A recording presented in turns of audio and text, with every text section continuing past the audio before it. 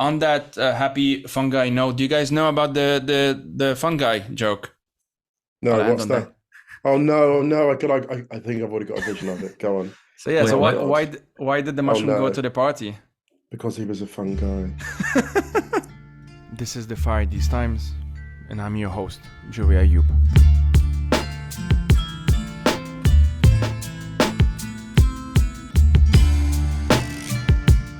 Welcome everyone to the Fire These Times. I'm your host Joey Ayoub, and today we're going to have two returning guests, Musa Okwonga and Justin Salhani, to talk about a topic that I feel a lot of our listenership would be interested in, probably have been thinking about way too much if you're anything like me, which is your relationship to social media. And this is obviously prompted in large part by the I'm gonna call it nervous breakdown of Twitter under the quote-unquote leadership of he who shall not be named.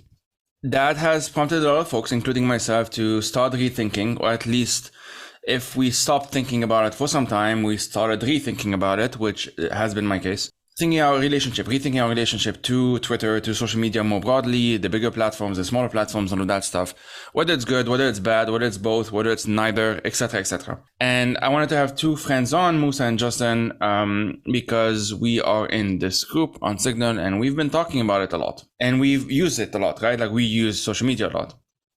It's kind of central, or at least instrumental, I guess we would say, to our line of work. And whatever happens to it has deep implications, clearly, to what we do, good and bad. So as a way of intro, kind of just, of course, introduce yourselves, names, pronouns, whatever you want to use, what you do, what you come from, that sort of, whatever, that sort of thing. And also, as kind of a first question, can you describe your relationship to social media, whether it has changed over the years, that sort of thing, to sort of get us kick-started in any case. And I guess, Musa, you can go first, and then Justin, and we'll just take it from there after that. Sure. My name is Musa Okwonga. I'm a writer and podcast host based in Berlin. And can I just say it's really exciting to be doing this podcast with three different cities. It feels like so European, Geneva, Paris, Berlin. We're international. My relationship, yeah, so international. Oh my goodness, there's cosmopolitans.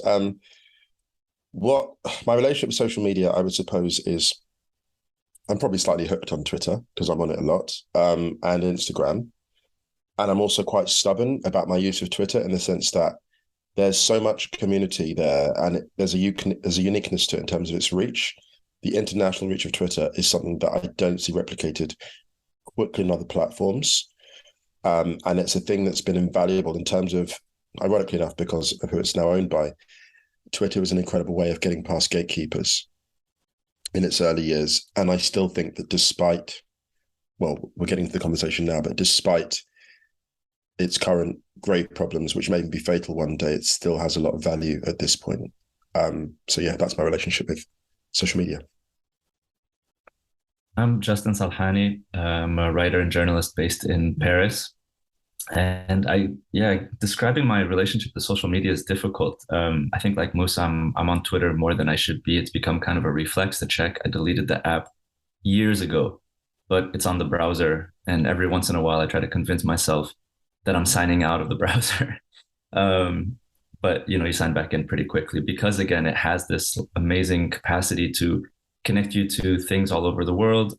It's your curated feed that tells you what's happening about all the things you care about with a lot of people that you find interesting. I think for a long time, it was this place where you could go to get really interesting, considered thoughts and takes on so many different things. Over time, I think it's become more tired. It's become definitely more performative in a lot of instances. I agree with Musa that there's still a lot of value there. But I find myself feeling less and less. I mean, I've taken years because I just felt at times it got overwhelming and wasn't good for mental health. And I'm sure we'll talk more about that.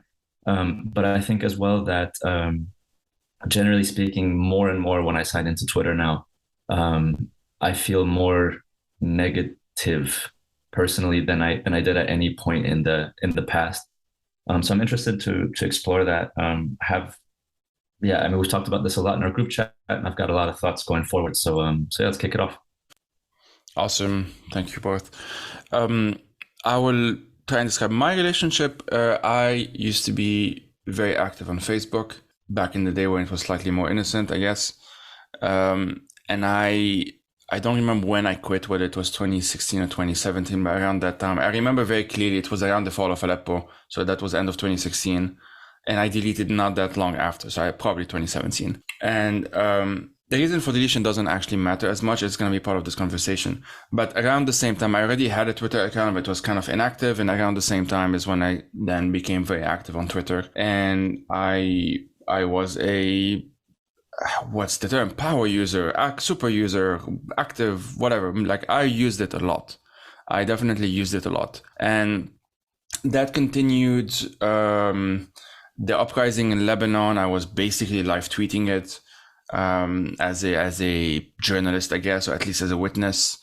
And in 2020, 2021, pandemic, explosions in Lebanon, crisis, all of that stuff, also used Twitter a lot.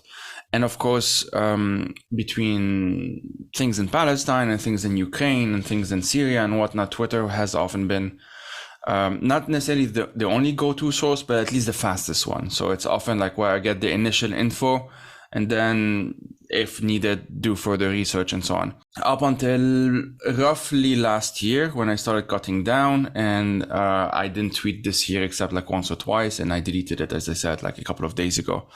We're recording this on August 2nd, 2023. So why does any of this matter? I mean, it's very interesting in some sense. The fact that this is even a conversation is in and of itself like worthy of a conversation, because at the end of the day, you're just a user on a platform, right? Like at the very basic level. But of course, that's not why it matters. I also found on Twitter especially, and to a lesser extent, Instagram, if at least what I would call like a proto-community, in the sense that, or proto-communities, in the sense that it's a lot of folks that are very interesting. I met the two of you there, right? At least I first heard of you there. Lots of folks are interesting, and then I find out about them through Twitter, and then I reach out to them, and then we take it off Twitter. And then after some time, a community can be formed. So it's like, it allows the basis for one, at least it facilitates the creation of one. And that's, for other folks, that's Facebook. Other folks, that's Instagram, of course, YouTube to some extent. And TikTok is a bit more complicated because it has a different way of operating. But anyway, I'm sure for some folks it's TikTok.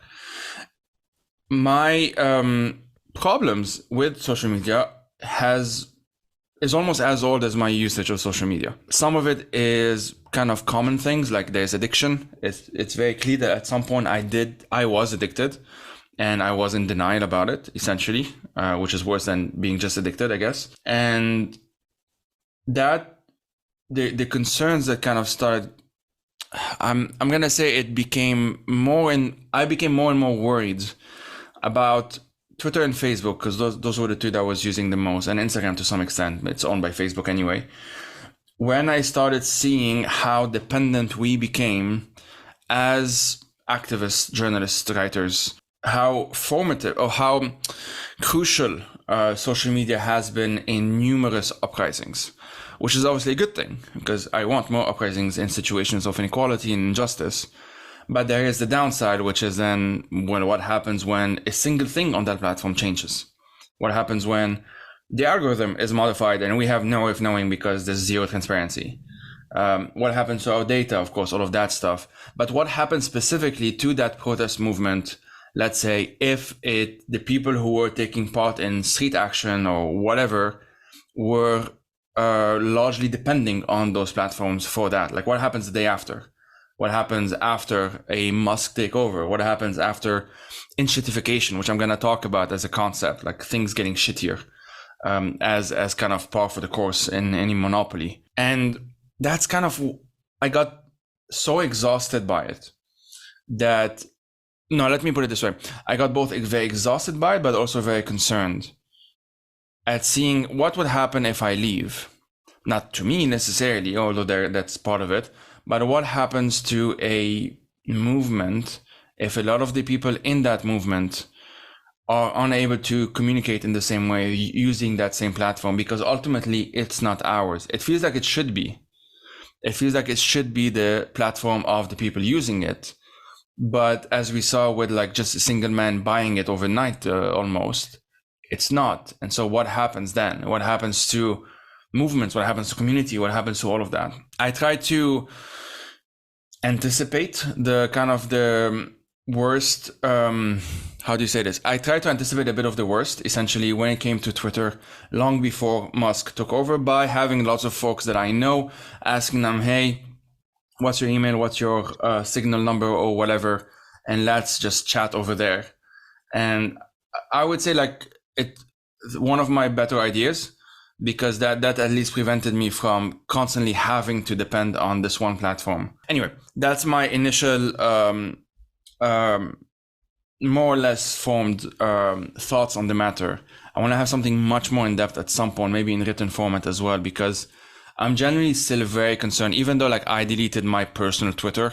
Like, I still have the Fire These Times one, but I'm not really using it. I'm still very concerned about how the platforms are evolving, regardless of whether I am individually on them or not, because I think at this point, it's undeniable that Twitter, for example, or the other platforms have an impact on our world, in the sense that like we may not be on it, but what happens on it may have an impact on us regardless. And that's something that concerns me, obviously. Can I throw in this? That's all really interesting. And I want to throw in that a reference to that report that came out a few days ago that the current owner of Twitter was very angry about, which was talking about the failure to censor abusive language. So I think something like 99% of messages that were sent were not moderated, like days after they'd been sent. And the head of the center that commissioned the research basically said, I think Imran something, I'm not sure, Imran Khan, I think, the head of the center said, decades of progress are being rolled back, like decades. One person can take over a social media platform, and just by boosting through algorithms hateful language, you can push society back. And this is the frightening thing about Twitter, like whether you're on it, whether you're not, is that regardless of whether you're on it or not, that is happening to society through Twitter. That's the frightening thing. It's a thing where there are people that aren't on social media who don't touch it and have never been on it, and their lives are being affected fundamentally by something they never signed up to, were never interested in, actively avoided. It's a bit like, I don't know, it's a bit like climate change, actually. It's like nations that have never polluted, and they're seeing sea level rises and going, hang on a minute, we never emitted anything, but this stuff is coming to our doorstep. And I suppose I do see Twitter a bit like the climate, like whether we want to participate in or not, it's shaping our world in ways that are quite frightening. And when I saw that report come out, it kind of solidified it for me. It was like, wow, this is, we're in a world that's changing so quickly and so dangerously. And even, again, because of lack of transparency, even we can't quantify how more dangerous it's becoming. I think, yeah, I mean, I want to take maybe a second to address social media at its best and at its worst. And at its worst, you know, well, we're seeing what's happening with Twitter now, of course, but we can also go back a ways and see what happened with Facebook in terms of the actual damage it had, leading to potential contributing to genocides in places like Myanmar, and the kind of violence and how quick false information can spread around and hate information can spread around, and the real world damage it can have. I think at its best, you know, Joe, you mentioned, what people call the Arab Spring, early organizations, revolutions that were, you know, social media was a place to organize and spread kind of these messages that were popular sentiment that maybe wasn't expressed at a mass scale before. Sometimes I think at its best, you know, I've thought about this a bit, and I think if you think about what like Twitter in particular was for a lot of us, right? If you go back to the days of like Abu Nawas and Baghdad or Mutanabbi, or you talk about like Paris in the 40s and 50s and the kind of the post World War II period, where you had guys like Camus and Sartre and these other intellectuals gathering in cafes to meet. I mean, Twitter was essentially the intellectual cafe for our generation. It's where all the minds could get together, no matter where they were located in the world, and express and share and engage in kind of good faith argument for a while. I don't think that's the case anymore. And so I've been trying to think about where is the new place, right? And I think you have the great tech minds of our generation are probably all in San Francisco, that I think connects to this greater conversation. But also the environment there is lacking a few other things, which is why we're seeing social media develop the way that we're seeing it.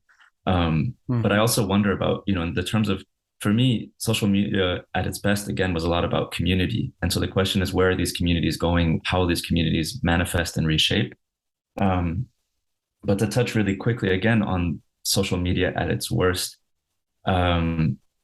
governments, and particularly autocratic governments, have learned from the early good days of social media, and they've co-opted all this. They know how to work with these companies. They have direct lines to these sort of things. And I remember the first time I learned about this was probably late 2014, because I just produced a documentary on the Islamic State in Lebanon. And I had an advisor to somebody in the foreign ministry tell me that in the meeting, he showed clips of this documentary to a group of Arab states and partners and allies. And included in that meeting was Twitter. And I believe he said Google, or it was some other massive social media. And it was the first time I had heard that these mass level social media companies, digital companies, are involved in what are essentially like national security or international security discussions. So these are big players, these are big actors. It's kind of inevitable at some point that these companies are going to be co-opted, and the bigger powers are going to learn how to do this.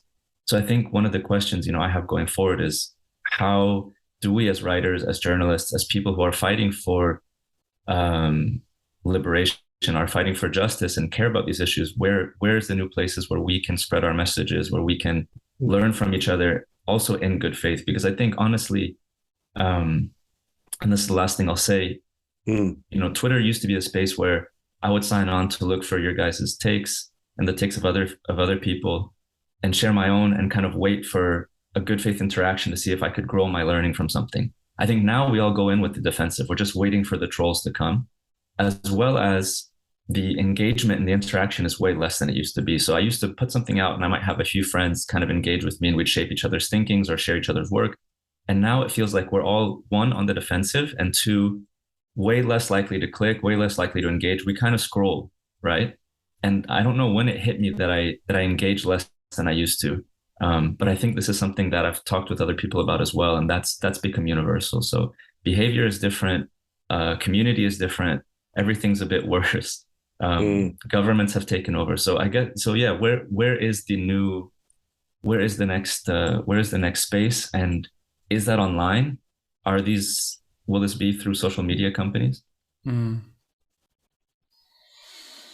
First of all, that's a brilliant contribution. Like, I was like, there's weird, it's like being a spoken word gig where you're clicking every few seconds in acknowledgement. That was so good. I'm going to digest that. Joey, do you have anything jumping on? Sure. Yeah, definitely.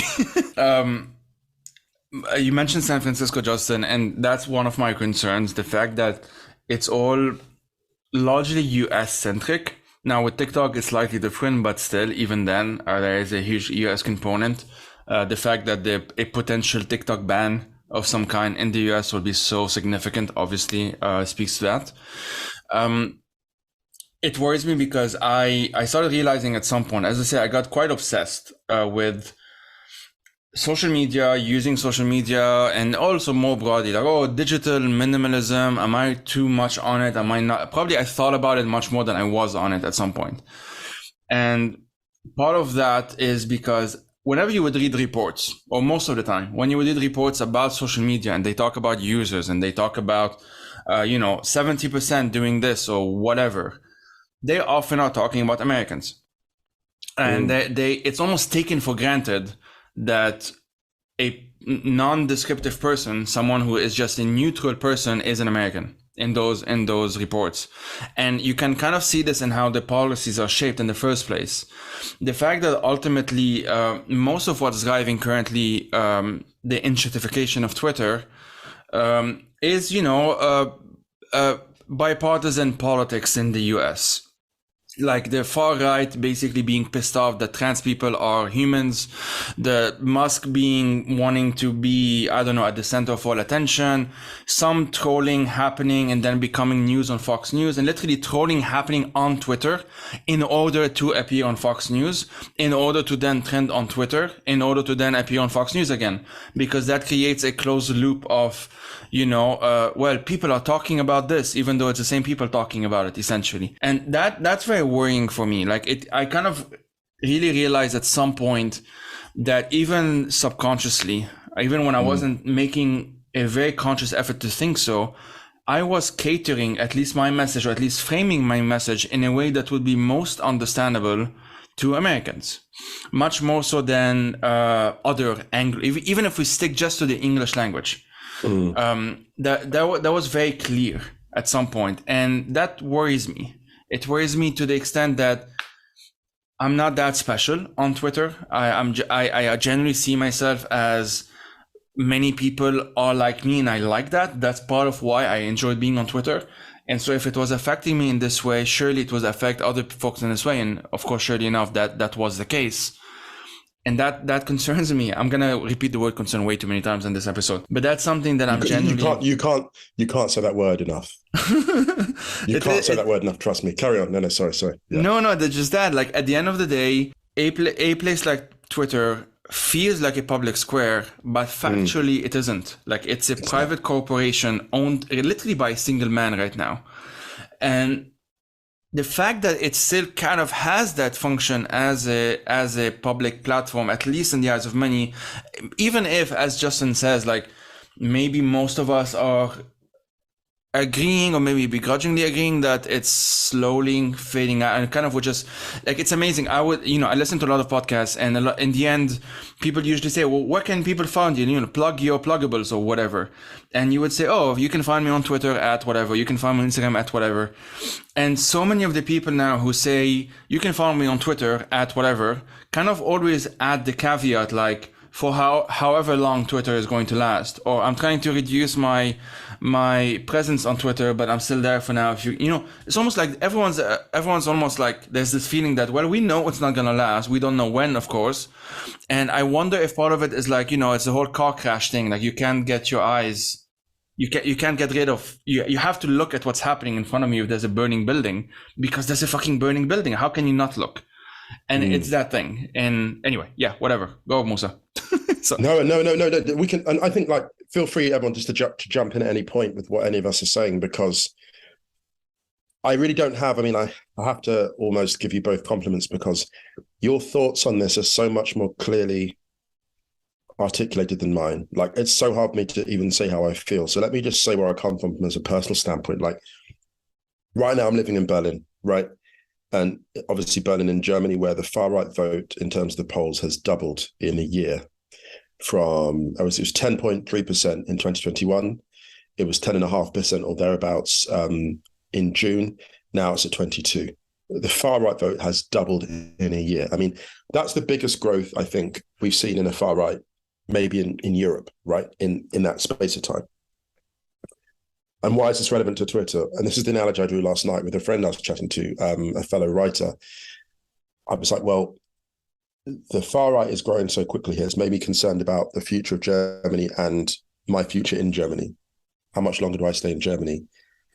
Just as the takeover of Twitter by that individual really led to a surge in a far right presence and an influence. So I almost feel in both contexts, both online and both in my personal life, I feel like the grumpy African uncle in the neighborhood that's slowly turning Nazi, who's like, hang on a minute, I've built community in this neighborhood and I'm not going till I absolutely have to. And that's ultimately how I feel in both contexts, because I was looking around going, look, if not Berlin, then where?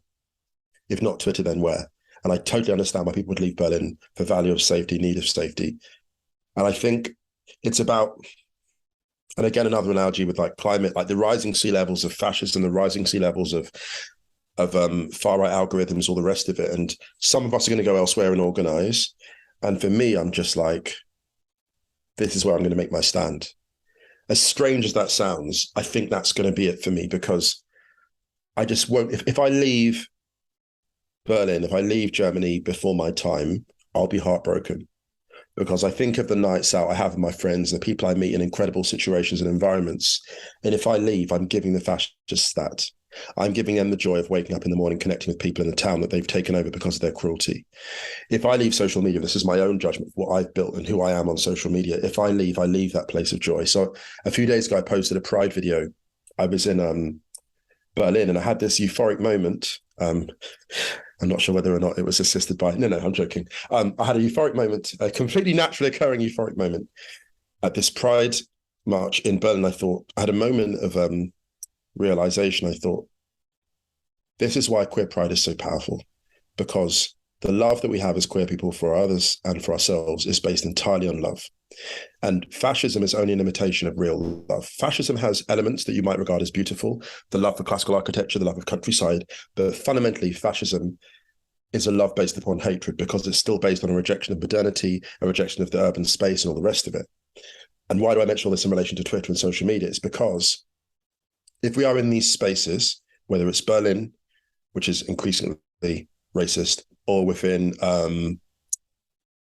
we're on social media, Twitter, increasingly prejudiced, slanted towards the far right. If we operate in these spaces from a place of integrity and good faith, even as so much around us is crumbling, then that's an anchor in a particular space. And one thing I've just decided to do is try and anchor myself, obviously in Germany, for better or worse, on social media, like on Twitter, for better or worse, while others go and do what they have to do elsewhere. But this is where I'm going to make my stand, I think. Here ends the lesson, sorry. But that's my kind of reflection on where I am right now. And I'm sure 6 months from now, it'll be completely different. But anyway, that's where I am now. I love that for you, Musa, because as well, like for me, you are the premier Twitter user. Like, I mean that in the sense that you're somebody who's built a very large following through no sense of like performative, easy dunk politics. You engage, you point to issues of, you point to important local and global issues, whether it's in Europe or whether it's outside Europe, in the peripheries. You highlight other activists, you highlight other journalists. And so you've built your following in a very large following, sizable following, in very good faith, which I think is very rare on Twitter. And so I love the fact that you're not stepping away from that, because I think you are the one to lead that fight, and I'll be kind of like tagging onto your coattails as you do that. Honestly, can I just say before you continue, like, thank you. Like, one thing this group is really special at is you're really kind people, like, and that is a gratitude I just want to express gratitude for that, because I don't want to take it for granted. So thank you. That's a beautiful thing. So I appreciate that. Sorry, carry on. Sorry. It's well deserved. I wanted to come back to what Joey said about the American centrism thing as well, because I don't know if you guys remember, but when Musk was on the precipice of like taking over, he started saying all these things about they're trying to kill free speech in America. And then there was this like plethora of articles that came out after that was saying, well, if we're talking about free speech on an international platform like Twitter, it's way too difficult to define, because every country has different free speech laws, different regulations, but he's always kind of kept it where the game's at. And I think this also points to kind of like the I don't know if myopia is the right word, but kind of like this internal, the way the tech sector in San Francisco sees the world. Their circles are so small, they don't have narcissism. It's as if Iran and Ukraine don't exist. It's as if Syria doesn't exist. And completely. This is the thing. You have military specialists telling us about whether the Ukraine counteroffensive is working or not. You have activists in Sudan desperately trying to raise funds for people trying to cross different borders.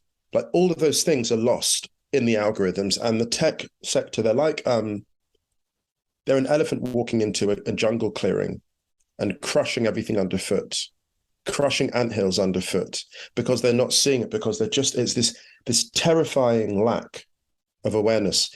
They're like some of these people in the tech sector, they're like, there's those massive stretch limousines. Imagine a stretch limousine being driven by someone out of their mind on coke with tinted windows through a crowded neighborhood, and it's just steamrolling over people, and the music is loud, the noise reduction headphones are on, and they're not seeing or hearing who they're crushing, and they're not caring. They know at some point they're driving down a crowded street intoxicated, but they don't care. And actually, in a funny way, that's kind of the thrill. The thrill is knowing you're crushing countless lives.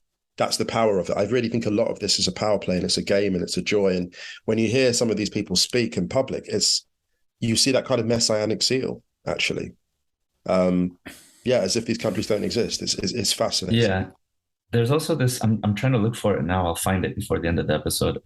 But there's a certain ideology that's caught on in San Francisco and in these tech circles in particular. I'll come back to it a bit later. Yeah, the California ideology, I think it's called.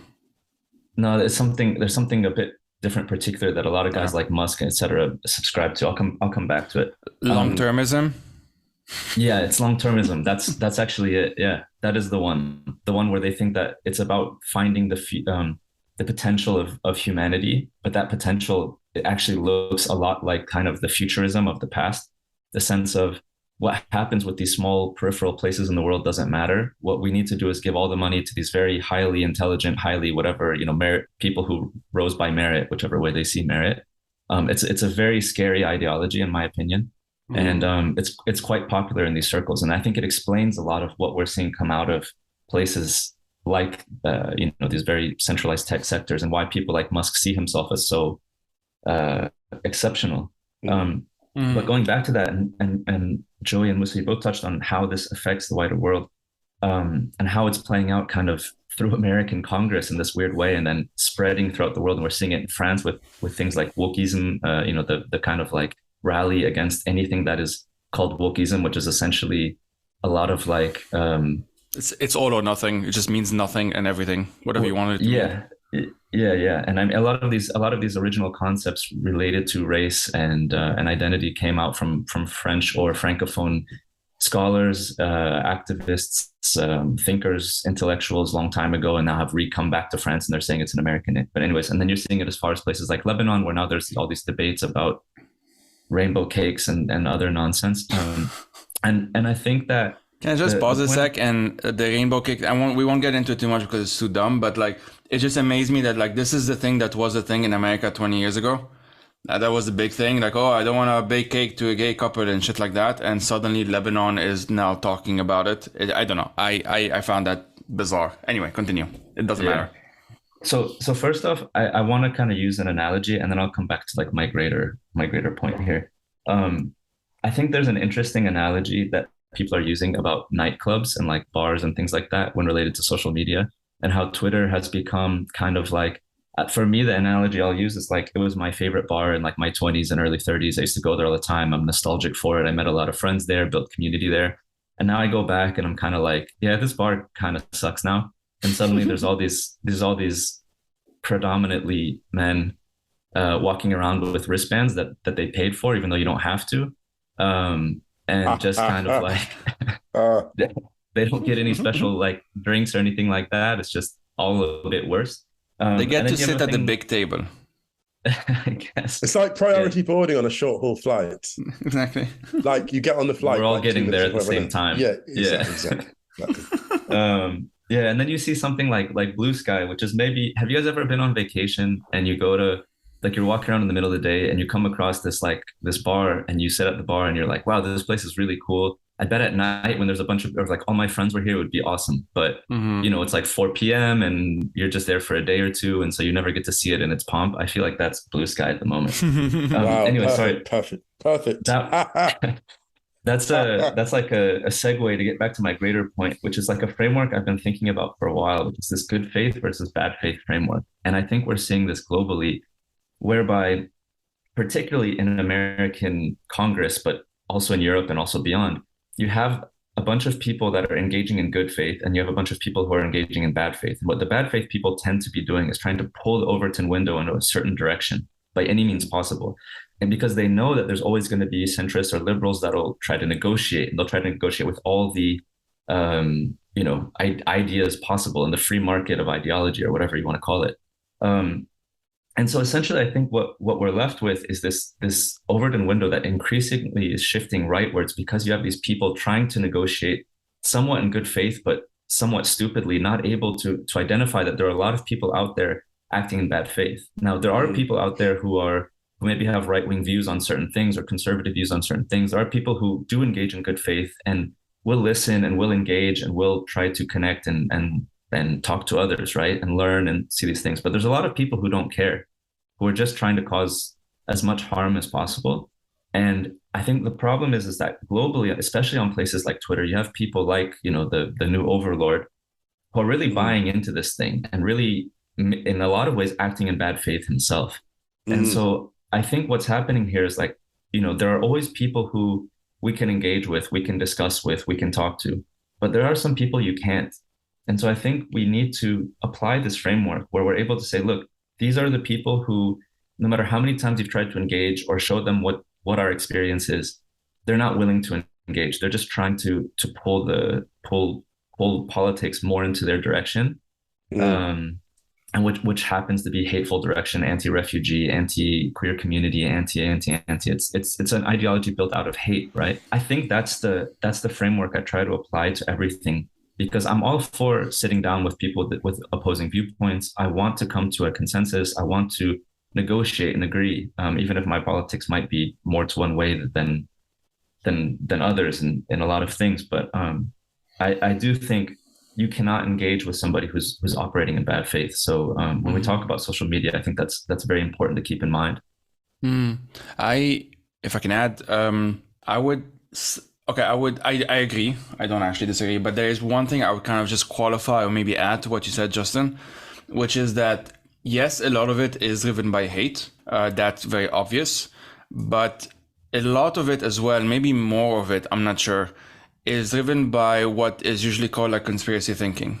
And by with that, I mean, I don't mean like specifically, the whole anti-Semitic stuff, although that usually it often goes back to that as well. But in the sense that you feel like you're part of something. Those people on the right, I listen to a lot of cult stuff, like a lot of podcasts on cults. There's the podcast QAnon Anonymous, which is pretty good. There's Conspirituality. Of course, Robert Evans does a number of those from time to time. And it's very interesting because the way they talk, one of those things with the QAnon stuff, right, is that a lot of them end up kind of cutting ties with their own families, end up kind of really becoming very extreme very quickly. But they do so because they claim that they are now part of a new community. That there's something happening there that at the very basic level, it's almost like this desire for community, for family. And by family, I just mean community. I don't mean to say like a traditional family, it could be a chosen family, has essentially been hacked. Like this is just a way of hacking it, but the algorithm has hacked it, or whatever, the for-profit incentives of big social media corporation has hacked it. Because it's not just hate that explains, I think, why at the time, the president of the most powerful nation on earth was effectively addicted to Twitter. Why the richest man on earth essentially is addicted to Twitter. Why he was actually willing to risk all of that to buy it, even though it's not profitable and whatever. There's something else going on there that's more than just, I hate X, because mostly your hate it's very difficult to be completely fueled by hate all the time. And most people don't see themselves as bad people. They actually think that they are the good people. They're the good guys fighting the good fight and, fighting censorship and whatever. And all of this gets muddled between the folks who are bad faith, the folks who are good faith, the folks who don't seem to. I completely agree with you. This is especially a problem on the center liberal, center left, whatever, center right as well. Not fully understanding that this whole marketplace of ideas only exists if the person opposite you is acting in good faith. It's not whether they agree with you or not, but whether they are willing to act in good faith. It's really that simple. And if they're not, it's the equivalent of saying, we have this circle of 10 people, and 4 of them hate the other 6 just because they're black or trans or whatever. And we need to just have an exchange of ideas. Hey, do you support the extermination of these other people? Yes, I do, but, and like, no, you can't start from that. This is, it's not a negotiable position. And this is why, or it shouldn't be in any case. And this is why I think like the fundamental, the reason why it works so well, this Overton window being pushed towards the right, works so well on these platforms, is because ultimately this is the lowest common denominator.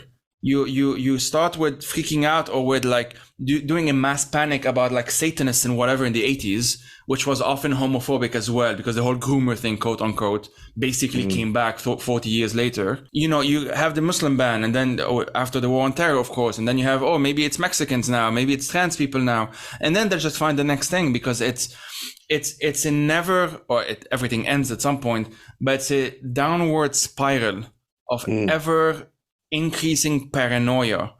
And most people at some point get off that boat. So most people who are involved in QAnon are no longer involved in QAnon. And most people who are involved in Trump stuff are no longer involved in Trump stuff. But what you get is a hardened base.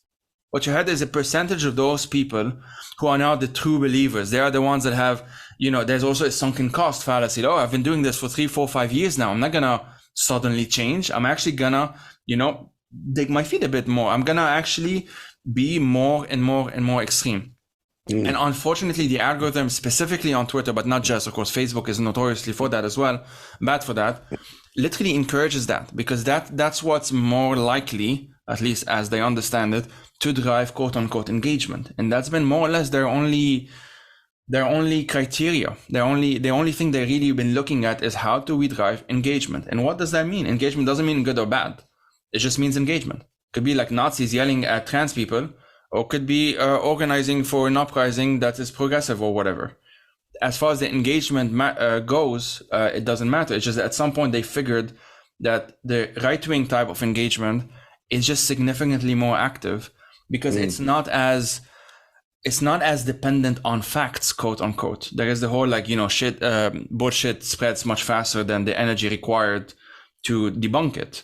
That's like one of the laws of the internet, and social media, I think, has capitalized on that. And that definitely, again, to repeat that term again, concerns me. Again, I agree with all of that, and I'm just head nodding to all of it. And I'm almost thinking how to push back. And I'm trying to use the analogy of the real world, right? To see how we push back in terms of Twitter and social media. And the first thing is I don't know, because I know that countries and societies are different. I know that companies, Twitter is a public space, but it's still owned by a private corporation. So it's this weird thing. It's almost a unique thing where it's a public space, but it's privately owned, and it's all the rest of it, right? And also there's the fact that, my account could be deleted tomorrow without any transparency, and I could never get it back. So again, which is not a thing that could happen in real life. What I would say, I'm looking at the far right growing in Germany, and it's now 22%, as I mentioned. But I also think about the fact that I was in the countryside, the German countryside, with a dear friend and his wife, and I conducted their wedding ceremony. And I thought to myself, it's so strange, because even at a time of rising fascism, I'm finding joy in areas that actually, if you look at the map, they're conservative areas. So almost my instinct is, this wave of fascism is coming towards us. We need to go and meet it where it is. We need to go into the frightening places. We need to go into the schools. We need to go into the debating chambers, or at least plant our flag in certain places. And I'm not sure what form that takes in relation to Twitter and social media. But I think in order to resist these narratives, we have to plant our flag. And I think that flag involves, actually, I think that weirdly enough, the movies coming out, you look at like Barbie and Oppenheimer, right? And the cultural phenomenon, these are original screenplays. These are movies made, well, Barbie's an IP, but still, these are movies with original screenplays.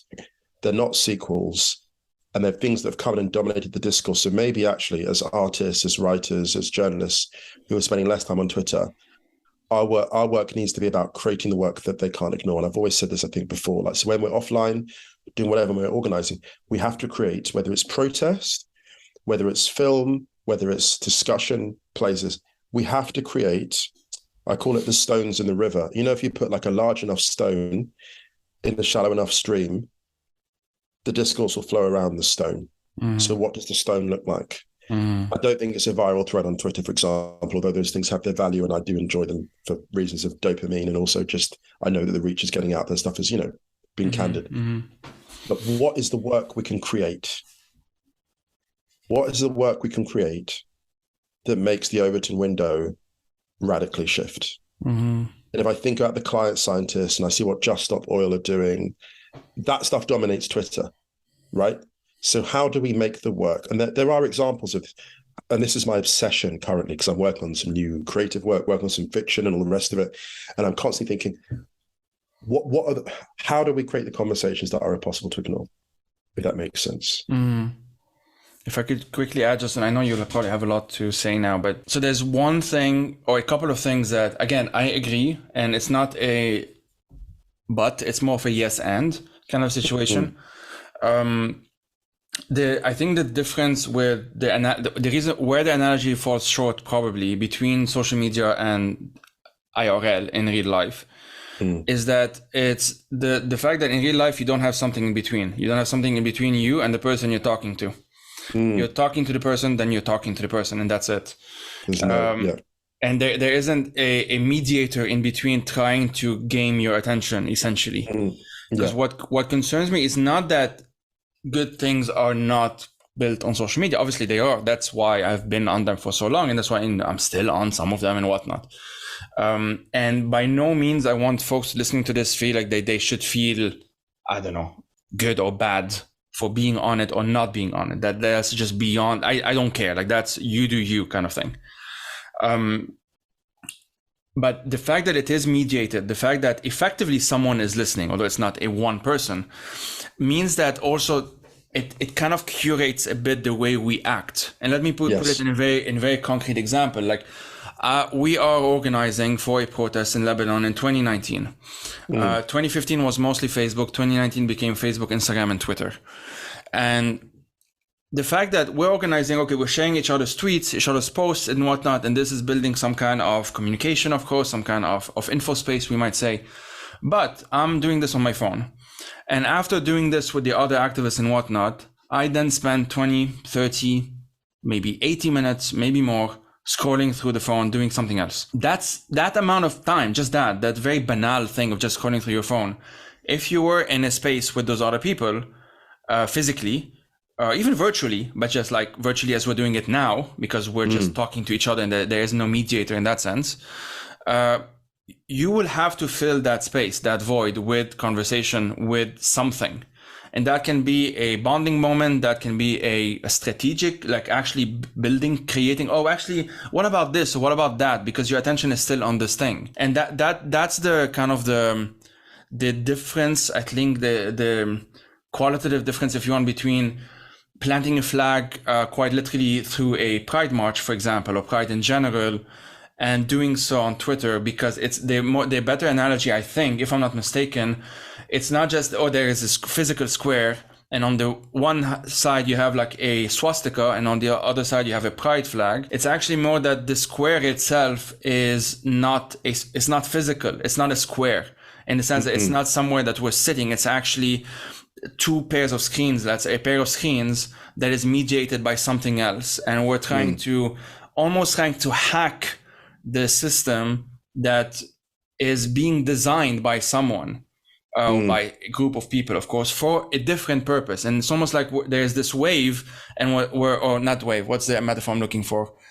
It's almost like there is this thing that's moving, and we're trying to be on it in order to redirect it in a certain way. And sometimes it works. Yes. And of course, and that's when the nice things that we see happens, or at least the powerful things like BLM, Me Too, following updates on Ukraine, whatever it may be. And then, of course, the flip side of that is when the other stuff dominates. And I think what we're seeing now is this institutification process, which, let me quickly, I've mentioned like 4 times. I'll quickly just say it, and then Justin, you can take over. This is from Cory Doctorow, that one of the authors I read most. He describes it as such, like, here is how platforms die. And I should say, he described this as first Amazon, but then it applies also to TikTok and Twitter and others. Facebook already went through it, basically. Here is how platforms die. First, they are good to their users because, right, you need to attract them in the first place. So it's a very nice place. It's very interesting, very dynamic, very stimulating and whatnot. So that's step 1. Then they abuse their users to make things better for their business customers. So then they figured that we have to monetize this in one way or another. So we start implementing ads. And so then the user experience, quote unquote, becomes less and less pleasant, obviously, but you tolerate it because It used to be 90% good, 10% bad, but it's 70% good, 30% bad. You can still tolerate it. Finally, they abuse those business customers to claw back all the value for themselves. And this is kind of the irony, is that ultimately we know now that Facebook had this business model, still has this business model that supposedly is very good for advertisers. Like if you're an advertiser, you have this data. If you pay this amount, you get 1 million eyeballs or whatever. But we actually know that a lot of this data is faked, because Facebook actually faked their numbers, quite literally invented numbers. And so what does that mean for the people paying for those business owners as well? And I don't care about the big ones. They have a lot of money to lose, but you have a lot of small businesses, small artists and whatnot, who effectively became dependent on this because there's no other game in town. And Amazon, of course, is big for that, for small retailers. Instagram is huge for artists. And effectively, that creates a sort of I don't want to use terms that are too strong here, whatnot, but there is a bit of a hostage situation. You can't, if you leave, you will lose. You will lose money. You will lose, there is a huge cost on you. And until that's resolved, until it's very easy to move, like on Mastodon, you have a user with like 200 followers. If you change your Mastodon instances, as it's called, those 200 followers come with you. And you cannot do this on those other platforms. If you delete your Twitter, as I did, I had like 34,000 or something followers. That's it. They're gone. I can't reach them anymore. There's no other way of reaching them. I can do this manual thing of, downloading the data and then but it's not the same thing, and it doesn't work. Anyway, I'm going to shut up now. Justin. No. What you've said is really, so while you were talking, you radicalized me. And I literally wrote to a friend of mine who does a lot of amazing organizing offline, because as you were speaking, I thought, my goodness, the importance of organizing on a hyperlocal level is more important than ever. Yeah. That is where impact can be had. So literally I just dropped a line to a friend of mine I hadn't seen in ages, who does a lot of organizing. I was just like, you know what? We need to grab a drink soon. Because as you were speaking, I was like, you're completely right. That face-to-face organization is ultimately what's going to change everything. Mm-hmm. If you look at the big changes that are happening right now, it is, they call it Olmaz Gegenrechts, the grandmothers against Nazis, organizing, going to far-right conferences, standing outside a group of grandmothers and basically going, we're against the far right. That has more impact than being online in a space that's heavily moderated by algorithms that are completely lacking transparency. This feels like the most radical antidote. It's actually getting out there as far as possible, writing groups, collectives, not just signal chats, extremely useful. I mean, those are the online spaces, the unmediated private spaces, whether online or offline. That's the thing, isn't it? Like, Twitter's good, don't get me wrong, Twitter's good for dissemination, but it has a secondary value. It's not the primary thing. And if people think that Twitter's the arrowhead, they think that sharing a few petitions, they call it clicktivism. And I found that a bit of a reductive phrase at first, but now I see what people mean. When I see people talk about online toxicity and they sort of step away from Twitter, go to a different platform, but I'm like, people, what are you doing online and what are you doing otherwise? And you realize for some people, the total extent of their engagement, and this will sound quite mean to say or judgmental, I think for a lot of people, the furthest extent of their engagement was online. I think that what happened was, because we spent so much time online, the default became, I feel useful if I'm sharing stuff. I feel useful if I'm voting. But in between, I think a lot of people don't understand, and this will sound judgmental again, but I'll have to say it because I've started. I think a lot of people don't understand that, like, civic engagement and what that means, especially people that grow up primarily online. Civic engagement is about, as far as you can, ableism notwithstanding, it's about getting out there.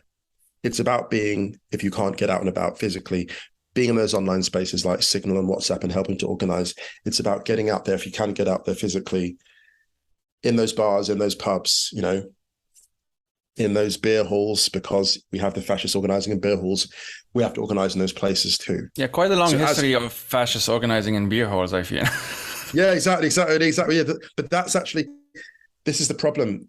The reason why the right has been more agile, and this is actually a different conversation about sentiment versus fact. The right has done so well because the right is better at selling sentiment. Because the right, I think a lot of its messages are fundamentally disingenuous. When I say the right, I don't mean nice conservatives who believe that a bit less cash should be allocated here and there. Like, those people I have actually good faith conversations and disagreements with. I mean the right with the capital R, the hard right, the far right. because they are selling things that are fundamentally disingenuous, they're much more expert at selling sentiment. We have to get better at that. And I don't think that we can sell sentiment so well. Sentiment being the idea of a better future, a future that's exciting, beyond a future beyond fact. So instead of going, oh, actually, Germany needs 2 million immigrants, it doesn't need to get rid of them all. Yeah, that's true. And also, those aren't vote-winning arguments, not in the age that we're in, and maybe they never have been. We need to go out there and convince people of the humanity of all people, migrants included. And I don't think we do that online. And I'm only saying this rant because as you spoke, I felt like a penny dropping and going, wow, I need to spend a lot more time organizing more of those writers' salons that I did before, more of those meetups that I did before. You know, there's a thing I did before the pandemic where I would sit down in a cafe and say, look, we're going to have a writing clinic. And it's not going to be led by me. I'm going to turn up as a writer who's been published and talk about the number one problem I've got in my writing.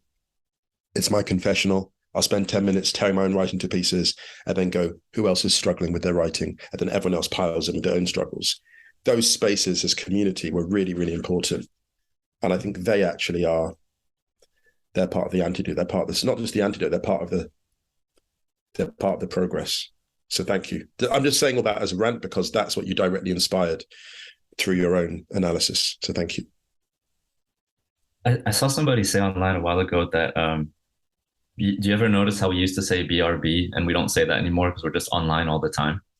Wow. Wow. Yeah. Because you used to sign off. You used to actually sign off in order to sign in. Now there's no sign in. You're just on.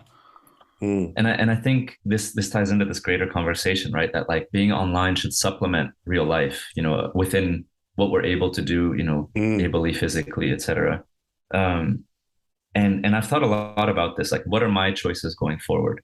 And I think I kind of have like, there's let's say there's like a fork in the road. You know, I could either become perpetually more online and diving into these deeper and deeper niches and subholes and stuff, which hasn't felt that good for me personally. Like there's other people who this is where they find community and stuff, and I think that's great. But for me, that's not been the thing. The other side might be like to stay engaged a little bit, to observe, to continue to monitor what's going on and contribute when I can, but to really get into the real world more. Because like you said, Musa, like these meetups are often when I get the motivation to write something. You know, we have conversations in the group chat and then I'm emboldened to go write a piece. Or even like in the past when I used to try to put some time aside to write some fiction or to just write personal reflections, it often would come through real world interactions rather than seeing something on social media. And so I think online should supplement our real lives, and it's not really been the case. Personally, I've thought a lot about this question, Musa, you brought up earlier about how do we affect the conversation? How can you put a big stone into, a relatively small river? And as a writer, I think it's difficult because the momentum is moving away from us in a lot of ways, right? Like the new places where youth are going, where the masses are going, are places like YouTube, TikTok. One of the most influential people in the world right now is this guy, Mr. Beast, which I don't know if either of you are familiar with. Mm-hmm. What's also crazy is the segmentation of information, right? So if you don't know Mr. Beast, go look him up, and I think you'll be mind blown a bit about how somebody can have millions and millions of followers, and a person of just a slightly different age group may have never heard of this person before. Yeah, it's like anyone above 25 may not know, but anyone below 25, like 90% of the people know him. Yeah, absolutely. It's incredible. Absolutely. Yeah. The second, it used to be, when I was young, and probably you guys as well, is like if you were on the local news, you were kind of a local celebrity. Mm-hmm. What's kind of funny is, I left my last job in December last year, but I used to host a show on YouTube. And the average viewership of that show was somewhere around 1 million viewers, not just for YouTube, but across platforms. And the amazing thing about that is I could still walk out my front door and nobody would recognize me. Nobody saw my face because it was a very particular group of people in like certain locations, certain age groups. I got recognized maybe 3 times in my life after doing 3 years of this show. You know what I mean? So the segmentation of information is very different. So again, how do we affect the conversation? And I think as a writer and as a journalist, at least particularly, I'm speaking very personally now, because I think I've seen a lot of my colleagues shift to TikTok, shift to YouTube and information, shift to try to become creators or influencers in this other way. And I think, there is a space for that. And there is a need for that. I was doing it professionally and I never felt wholly fulfilled. I think my way to contribute is through the written word or other forms of journalism in this way. And so one thing I've tried to do is start setting up like monthly lunches where I just invite people who I find are interesting just to get together and talk and share ideas. And I'll give an anecdote where a few weeks ago I did this. 6 people showed up, and it was a pretty dynamic group. And what was really interesting is actually not everyone spoke the same language. So there was like one individual who didn't really speak any English or French. He's recently arrived from Egypt, and then there was 3 people who didn't speak any Arabic, but somehow the conversation still flowed, and there was still like a lot where people learned from each other, and there was always somebody on hand to kind of translate for the person who didn't understand, or they got the vibe of what was happening. And it was really fruitful, and it was really like it was really great to see people connect, and also see how in our city there's this like wide array of people that you don't come into contact with all the time as well, which is really nice. And I think that's something that was great for social media. And its great point too is you start to see these perspectives that you didn't really hear before, maybe, or you didn't have access to, that your circles didn't introduce you to. So yeah, I mean, for me, the thing I've been trying to do is organize these get-togethers, see friends in person, and I'm interested in how maybe you guys are handling this as well as you move forward, without maybe completely abandoning the social space, realizing it's important. But like you said as well, these are private companies, these are places where governments have gotten involved and they know how to manipulate now. The only place we can truly, and I mean, it's like the real world as well, right? Like we can't meet up in public space. Like we're meeting up at private restaurants. Can we meet up in public spaces? Yeah, maybe we should do meetups at the park. Maybe, but then in some cities, in some countries, these public spaces are also being eroded. This is all part of the same fight. And so this hyper local organizing, for me, I know that this is the way that it's not something everyone can do, but this is something that I want to try to put my weight into. So I'm interested in your guys' perspective as well. It's what you said at the start, right? It's like if it's something to supplement, like if it's supplementing, even helping to organize, quote unquote, offline, and the online aspect is not the problem, right? The problem, as I said, is this mediated aspect of it. So we are online right now, and for me, it's almost the same. It's never the same, of course, but almost the same as being face to face. But like we're slowly wrapping up this conversation, I think. And what I would kind of add is, or kind of maybe my final take, if you want, is my main concern is not, I love this Lebanese media channel called Megaphone. It's very good. People should check it out. They're mostly active on social media, and they have a website. But most of their content goes on social media. It doesn't go on their private website. And what worries me is what we've been talking about. Like, if so much energy is spent on catering to this very specific audience in this very specific format, using graphic that works, maybe better for one social media platform and not as much for another, and so on and so forth. Now, we can always then say like, oh, well, I was going to say like, what happens when it collapses or is not as good or whatnot? Well, maybe we can readapt and whatnot. Sure. And that is true. Like, people are flexible, but not always. And especially if like your specific set of skills end up becoming only, you're very good at doing Instagram stuff or whatnot, changing is not that easy. And especially if there is a financial cost to this, then it becomes even more problematic, obviously. So for me, let me give you this very easy analogy. Like I attended Pride here in Geneva a month ago or whatever. And that was like an insane amount of people. I didn't expect that amount of people popping up. I think it was 50,000, which is a lot for a small city. For me, the fact that imagine if it was 50,000 Nazis. Like the symbolism of that is like you would effectively feel, oh, well, there's going to be a third world war soon. Or like, oh, well, we need to leave. Like we need to physically leave. If you have this many Nazis who are comfortable enough taking over a physical space. And the fact that this is much more meaningful, the fact that you have 50,000 like queers and supporters of queer rights and so on, is so much more meaningful than if we had, like, to use a stupid comparison, it's not either or, but if like 1 million people had just a rainbow flag on their Twitter account, but didn't do much organizing outside of Twitter. Yes. And I'm not saying it's not good, like have a rainbow flag, cool, that's nice. But like it shouldn't be the last, it shouldn't be and again, ableism questions notwithstanding, not everyone can do this specific thing. I'm saying there is a percentage of the population that can, and that isn't, because it's being kind of replaced by this other form of quote unquote activism that I don't think is as effective. and ranting about them. Like there is an online, anti-fascist, for example, identifying neo-Nazis who wanted to be anonymous. That's part of the fight against neo-Nazis. But it's not the only thing, right? Like there has to be a way of like saying, well, this community is Nazi free. If you're a Nazi, you're just not welcome. You cannot enter this community. And if you do, you can only do so by not being a Nazi. You can only do so by just being yourself, essentially. But if you're trying to come as a Nazi or as a fascist and whatnot, and with your Nazi or fascist friends, you will meet some resistance. And that the fact that there is just that kind of a physical space where this is a safe space for people who are queer, minorities, and so on and so forth, is so much more valuable, and not just valuable, like so much more useful in the fight against fascism and far right and all of that stuff than if it was mostly or only on social media. So sure, have social, like whatever. There's so many different ways of doing interesting things that I don't have all of the answers, right?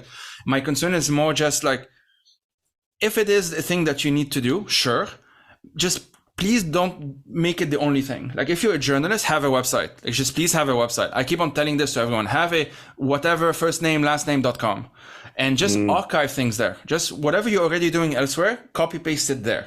Because when the other thing collapses, which is gonna happen, nothing is permanent. You need one place that you can actually rely on as long as your career lasts at the very least. So that would be my kind of pitch for everyone, including Megaphone, including all of those activist networks and platforms and whatnot that I love and I share and I support. Please have more than one thing you depend on. Like have something else that you can rely on if this main thing doesn't succeed. And I will end on this because it frustrates me a lot to see so many activist groups, for example, only interact with one another on Instagram. Like just share each other's number, talk to each other on Signal, and at least if something happens on Instagram, you have Signal. Just as simple as that. Something as simple as that can really make a huge difference in terms of efficiency, in terms of activism, in terms of actually being able to know what to do, when to do, and so on. And this is my TED Talk. Thank you for listening. No, that's amazing. I literally, the notes, okay, I've been scribbling and sharing different things. And one of them, like the online should supplement real life. What is the work you're doing in real life? And I wrote down joy, activism. You look at pride, part of activism is actually joy and happiness. So we have a little like group. It's a bunch of friends. We go like dancing to like queer nights together. That's our little group of like, that's our kind of little gang. We have our activism group and we turn that into real life. We see each other, we meet up, and even the act of like getting out there, obviously, either virtually or connecting with people of not even a like mind, but connecting with people of good faith, be they conservative, be they progressive, but people that fundamentally believe in the rule of law, who fundamentally believe in the value of democracy. I was scribbling down so many ideas, and this conversation, this podcast has been amazing because it's actually catalyzed a whole new way of conceiving how I'm going to spend the next few months. Those face-to-face conversations, those meetups, following up with friends, expanding networks, connecting, getting personal phone numbers, archiving. Honestly, the last 5-10 minutes of this conversation has blown my tiny mind. Literally, I'll scribble down, okay, so monthly lunches in Berlin, more school visits. What's the work I'm doing in real life? What am I doing to encourage joy in my community? What am I doing to build, develop, support activism? One thing I've started doing as well, this is not like trying to praise myself. It's just a way of trying to galvanize work as I do it. So I got offered a piece of work recently. And for the first time ever, because I'm earning a bit better now, there was a time when I was flat broke, but times are thankfully better. I'm not loaded by any means, but I'm doing better. I'm more comfortable now. One thing I've started doing, for example, is when I speak at certain places, I ask for a speaker's fee and I ask that percentage of that fee is given to a particular NGO. The most recent one is International Women's Space. It's an incredible NGO of migrant women based in Germany, refugee women who advocate for the rights of migrants and other people, but primarily migrants' rights. And what I do is I basically get my fee and I say, okay, here's my fee. And also here's another fee I want you to give to them. And what I'm trying to do there is create a direct relationship between the organization I'm speaking with and the refugee organization. So then they can be like, oh, so-and-so is our grantee. And that feels like something I can do as activism while I'm earning. So I think to myself, well, if I like get paid 500 for a job and their top budget is 500, I'll be like, okay, you can pay me 500. And also there's this 250, which is not for me, it's for someone else. And they go, well, actually, because people can't really say no to that because they're thinking, okay, our top limit is 500. We can't really say no to a charity that's like doing really good work. So I'll just add on the 250 and then everyone's a winner. So even as you were speaking, I was thinking, how am I going to do work out in the world from tomorrow, for example? Let's say my next speaking engagement. And as we're talking, I'm thinking, I'm negotiating right now. And this is all prompted by what you've just said, Joey. My next speaking engagement in real life is going to be somewhere in the UK. Because of this conversation, I'm now definitely going to ask for an extra 50% on top for that NGO I just mentioned, because that's the activism I can do while my life is in progress. That's the work. That's the way that I can actually catalyze all of this conversation about online supplementing real life. How can I, as I'm out in the real world, try and create some positive change while earning money? And I'm just throwing this out there because this is literally something you prompted in the last 10 minutes, like with your respective TED Talks. So yeah, thank you. Thank you for the inspiration is what I'm saying. This is really inspiring and interesting. Yeah. All right, Justin, your final thoughts on the matter, since we have to sort of slowly wrap up. Usually I ask book recs and whatnot. If you have one, go for it. Otherwise, it's fine. Yeah, I just wanted to say that I think Musa's strategy is something we should all think more to do. Really, really engage in how we can connect more. So I've been thinking about this a lot as well. I guess I'll say that if any listeners are in Paris or in Beirut, which is a place I spend a lot of time, feel free to reach out, and I'd love to connect as well and keep building those communities and networks. Book recommendation caught me off guard, so I'm going to let Musa go and let me think for a sec. I'll come back to it. Oh, book recommendations. Okay, I just read Ursula Le Guin. How do I pronounce that? Ursula Le Guin, yeah. Yeah, The Carrier Bag Theory of Fiction, which is fascinating. Very short essay. And it's basically about how so many of the stories we tell are about the hero going and conquering and overwhelming through might, normally the male hero. And what Le Guin talks about is the carrier bag theory of fiction, which is actually about history, is about the society that interests her is a society where we are carriers, we're bearers of stories. And I love that idea, the idea that we are carrying community within us, both the community that we have, the friendships that we have, the community we are still to have, the future communities we're yet to build, and the communities that came before us. And I thought there was something really exciting about that notion of we're all just contributing, we're all just carrying these stories, these narratives of progress, the importance of the rule of law, of democracy, of civil society, and treating each other with care and compassion. We're just carrying all of that. And I thought that's a really beautiful thing that I read as a sentiment from Le Guin. It's a short essay, but yeah, The Carrier Bag Theory of Fiction, if you get a chance to read that, please check it out because it really inspired me this week. Listeners, Justin is on his way to get a book. Sorry, I just ran to double check the book title, so I didn't make it say the wrong thing. I just finished a series of short stories by a Catalan author called Olid, and it's called Wilder Winds, which had a deep impact on me because they write about it's a series of different short stories, but talks about various vulnerable people. And I think the one that stuck out to me the most was about a woman who comes home kind of covered in blood, not her own blood she's caused, and puts down a gun. And I won't spoil it, but it was really powerful in thinking of the way of, what led her to do the things that she did, even if we don't like this sort of violence oftentimes. But I found it thought-provoking, and it touches on a lot of things related to our modern world.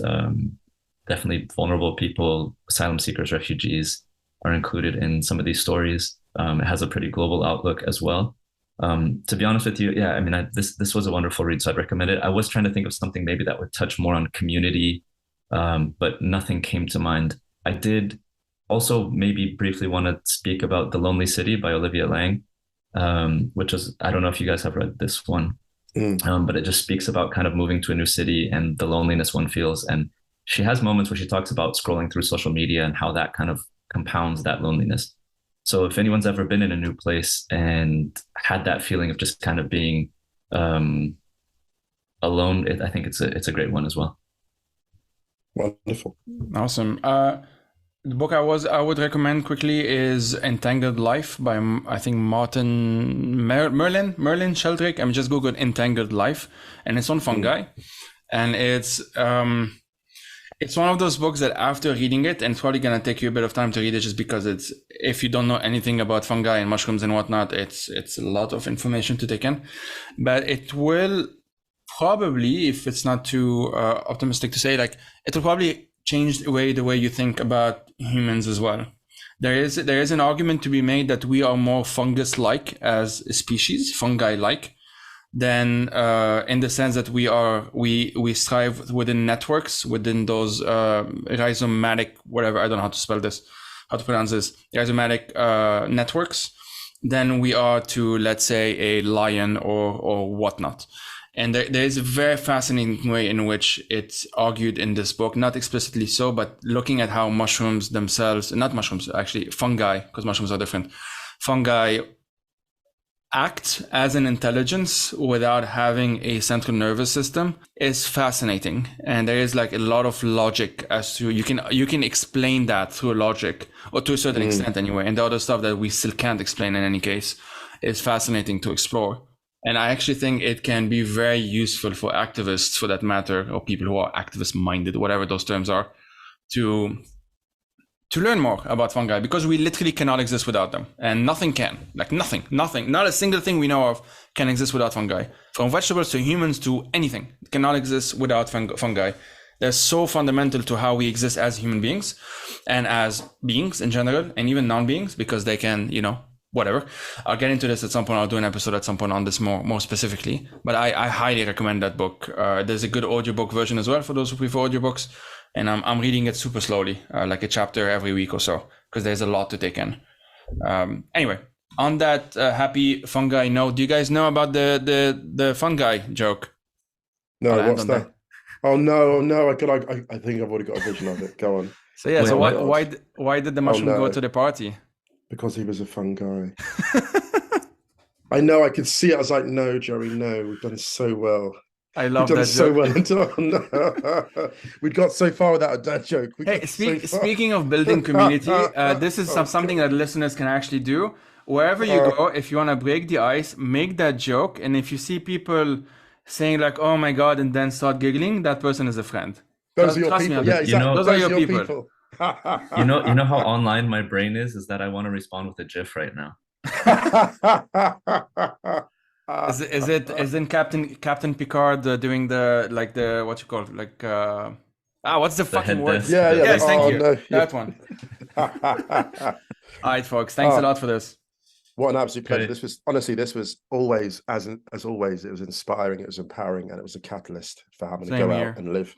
So thank you everyone, and I hope everyone listening, those listening have derived the same benefit. Can I say as well, I would like to say I continue my record-setting pace appearing on this podcast. Yes, you do. Yeah, you do. We're waiting on jackets, Joey. We're waiting on jackets, huh? You have to do some. You have to be better, Justin. You have to work it. Be influence something. This is my third one. I'm waiting. I want the merch. I need like. Can we get like fire these times jackets would be absolute flames, literally. I mean, even tees at this point, I would definitely rock a fire these times tee for sure. Mm-hmm. Anyway, listen. Sorry, I better. Awesome. Thanks everyone. Bounce, but yeah, great to see you. Right, thanks, guys. Pleasure. Okay.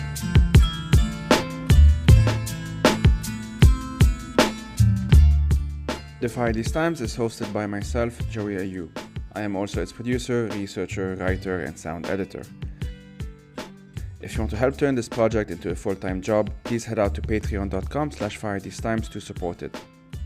These episodes are part of a bigger project which includes resources, a newsletter, and eventually YouTube video essays as well. As always, thank you for listening and take care.